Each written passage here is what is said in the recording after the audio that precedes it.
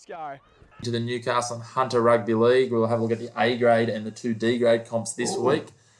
A grade, mate, Katara 24 went down to Shortland 36. Recent interviewee, Chris Marlborough, 16 points, not a bad little haul. Byron Huff, 2 tries for the Bears. And another little bit of breaking news from Sportscast this week. We've been breaking all the news. Busting out in the 6 jersey. It would have been snug on him, I reckon. The big boy, Tamana Tahu, the former Australian kangaroo and wallaby. He's back. Chad Redmond was also down there at training, so it'll be interesting to see if he has a run around.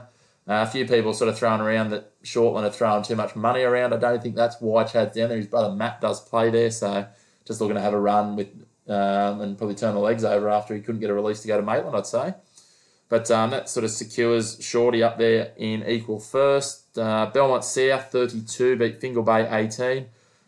Good to see a couple of old war horses from the old first grade days, mate. Ash Smith, who used to play at Souths and Lakes, and Chris Bolt, Bolty, mate. He was one of the old boys at Lakes when I was wandering around there in 2008. So Bolty, he'd be into his 40s now, but just grinding, turning those legs over, and undoubtedly belting a few blokes in between cutting lawns during the week. If you need your lawn, mate, get Bolty. He's the man for you. But yeah, good win for them over Fingal Bay to return them to a bit of form. The next one, probably a little bit surprising. I thought Dora Creek would have done a job on Raymond Terrace, but Raymond Terrace 28, Dora Creek 32. Just got home. Mitch Kaufman, a couple of tries at fullback, mate. So the Swampies looking like the real deal. They're 2 points off the lead, but they do have that game in hand against your boys, Belmont South. Yeah, Belmont. Yeah, they got a win. Yeah, it's close here, mate. They're all within touch. They're all mate. I'll probably say there's 6 teams that could, push into the finals. So it'll be interesting to see how it pans out. Fingal Bay are still within striking distance as well, so you can't write them off. And Stockton bounced back after their loss to Katara last week. 62-16 winners against Cardiff. So poor old Cardiff languishing at the bottom, only the one win, and that was against Dudley before they got relegated. So certainly be interesting to see Stockton, regaining their grip on top spot there. Another game at home, mate. They love it over there. Mate, they do love it. They're on the road this week, so it'll be interesting to see how they go. All right, speaking of this week, round 9 fixtures, Cardiff host Belmont South. All the games Saturday, 3 o'clock this week, so get down to your local ground.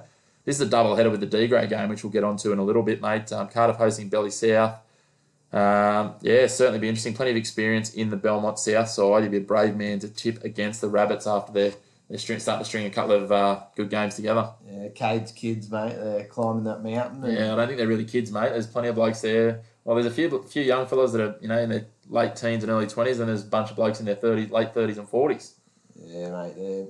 I think they're going to peak at the right time, mate, and I'm going to go with my boys, Belmont. No worries, mate. The next one, the local derby up there. Fingal host Raymond Terrace at Fingal Bay Oval. All right, this will be an interesting one. Raymond Terrace have been pretty good. Fingal Bay haven't been too far away in a couple of their recent fixtures, and if they lose this one, it probably puts a bit of a gap to, especially if Belly South win as well. So Fingal really need to get the win. Your man, the former groper, I think he is. Erasmus Van Ziel. Yeah, big Van Ziel.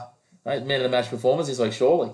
Yeah, surely, mate. But I don't think they'll get it done, mate. I think the Raymond Terrace Magpies gained a lot of confidence pushing Dora Creek all the way last week, mate. Yeah, I think they certainly would have made. Big Brook Roach will be firing on all cylinders, speaking of war horses. Next up, mate, the Swampies host Katara. Katara put a bit of a shock through the competition a fortnight ago when they smacked Stockton 40-10.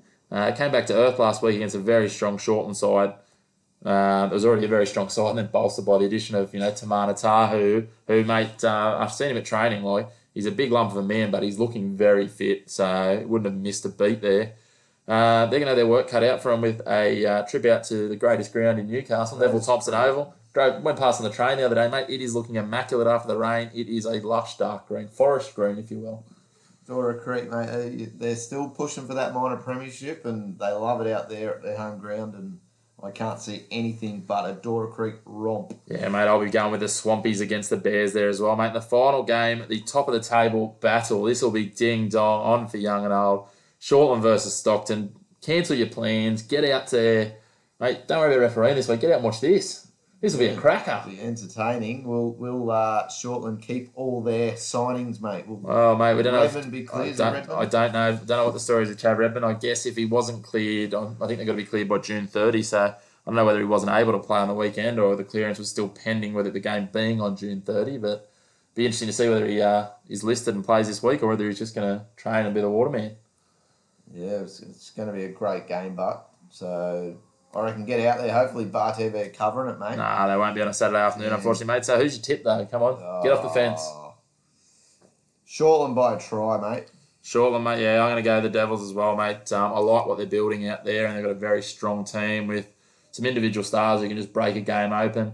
Stockton will be very much a bash and grind up the middle, so it'll be interesting to see, whether they can drag Shorty into the arm wrestle, but I'll go the Devils there as well. Moving on to the D-grade competition, mate. I'll have a look at the D-grade North to start with. And, mate, so there's a few of the sides in these D-grade competitions. So there's a North and South division. They've sort of split them geographically. But I've got second sides, some of the A-grade sides. Raymond Terrace, so we'll run through last week's results first, and we'll go through the ladder. Raymond Terrace Reserves, 0, Karua 42. The Stroud Raiders, 14, Patterson River, 24. Hinton Hornets, 18. Gloucester Magpies, 36.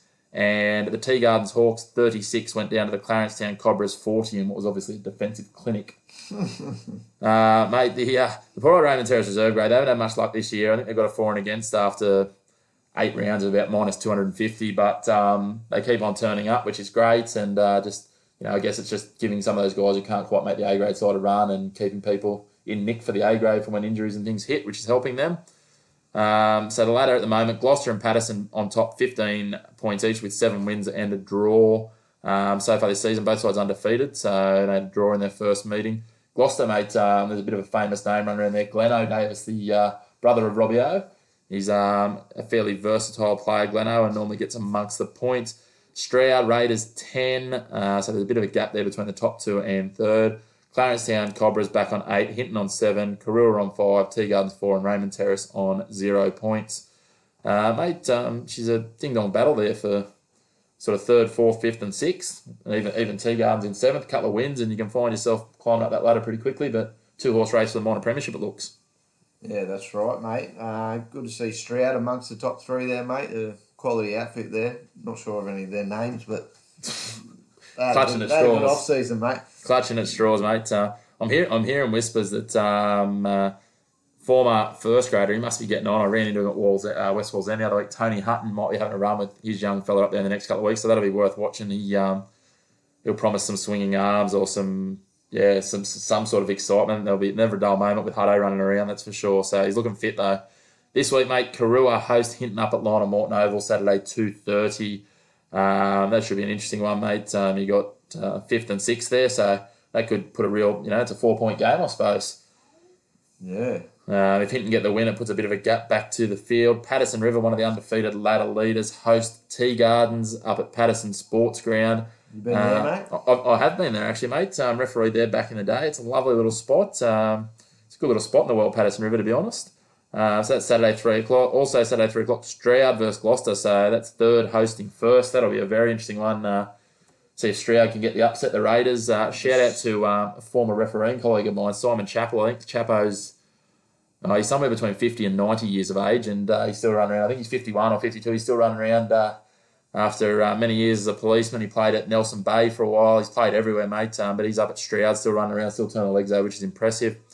And the final match of the round, Clarencetown versus Raymond Terrace, mate. If they got beat by 40 by Karua, Clarencetown could put 70 on them. So at Clarencetown Park, Sunday, 2 o'clock. So get on down, mate. You got any thoughts on any of those games? Best bets? It'd be good to see Raymond Terrace chalk up a win, mate. Mate, I think you're high. I'm going to be honest. And, I'd love to see it, but yeah. No, can't see that happening. On to the D-grade South, mate. Last round, the Katara Bears reserve grade, mate. Your boys 48, Morpeth Bulls 0. Wow. And the Abermain Hawks 22 went down to Maitland United 42. Wanji and Cardiff had buys. Hexham withdrew last week. The Hexham Jets withdrew from the competition just due to lack of numbers, and they were really struggling. So poor old Wanji hasn't had a game. It was a 17 comp, so they had the bye the week before, and then they were supposed to play Hexham this week and got another bye because Hexham pulled out, so they haven't played since I think about 2004. So, mate, the ladder looks like this. Qatar on top with 12, Wanji 10, Cardiff Reggie's 8, Maitland United 7, Morpeth 6, Abermain 6. So, Mate, it's anyone's competition. Anyone can make the semis, anyone can come last. Just touching on Wanji, mate, there's a few names running around for Wanji that you'd probably recognise. Shannon Turton and Ivan Lamalama. Yeah, right. Mate, some handy players wandering around in D grade. Yeah, definitely. A couple of... Former Lake Macquarie Roos. The Roos could do with them at the moment. Yeah, Lima Lama played for East as well. A bit of a... I think he even trained with Beaches at one point, didn't he? He was there and then went back to Lake Macquarie. Bit of a journeyman. Shannon was a Lake Macquarie favourite out there with parts. He would have kept you on your toes when you were a referee, wouldn't he, Shannon? He certainly did, mate. Always giving you some constructive criticism and feedback. Yeah, it's just a shame blokes like that never go and actually do the referee ticket because they've got a lot to say. Mate, he's only trying to help, I'm sure. So, mate, with it being a 16 comp now, everyone gets a game, which is great. So the first game this weekend, Cardiff Reggies against Qatar Reggies. It's a shame they couldn't line that up with the A-grade fixture, but it doesn't quite work. So that's Saturday 1:30 at Cardiff, the start of a double header. So, plenty of footy action down there at Cardiff Oval on Saturday afternoon for you. Maitland United hosts Morpeth in a bit of a Maitland derby, Saturday 3 o'clock at Coronation Park. Even with all this rain, mate, that ground will be like concrete. I think it is made out of concrete. Coronation Park. It's a cracker. And downtown Wanji, a bit of a road trip. Wanji hosting Abermain. Mate, this one, I reckon Wanji, if they've got all their boys on deck, the thing has been with Shannon and Ivan and a few of those boys have only sort of played 4 or 5 games, a lot of their guys, so they've got a very varied team lineup. So one week they'll win by 60, the next week they'll lose by 30. They're all on deck. They'll put 80 on Abermain. But yeah, it very much depends on which Wanji side turns up, mate. But looking at that, I think match of the round's probably Cardiff versus Qatar, mate. Who do you like there? Oh, I can't go past Murray's men, mate. The Bears. Mate, they sit on top of the ladder for a reason, so they'll hopefully extend their lead. So that's Newcastle and Hunter Rugby League. Nice will be down there.